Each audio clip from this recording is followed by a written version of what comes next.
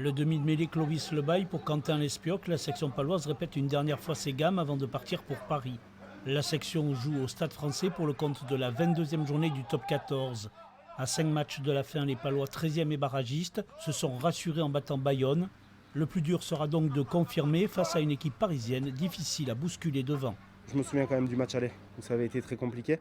Ils nous avaient mis à rude épreuve sur la conquête, ils nous avaient mis beaucoup en difficulté.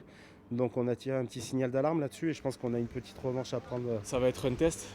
Match aller, on avait été un peu chahuté. La semaine dernière, on a eu une bonne soirée contre Bayonne sur le secteur de la mêlée. À nous d'être bons et cohérents dans ce qu'on propose sur nos mêlées pour ne pas leur donner de points faciles.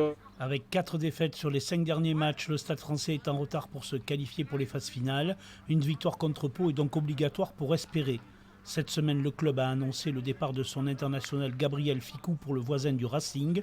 Une situation compliquée avant un match à enjeu. Ce sera important demain de ne pas passer à côté de notre entame et surtout être très très discipliné.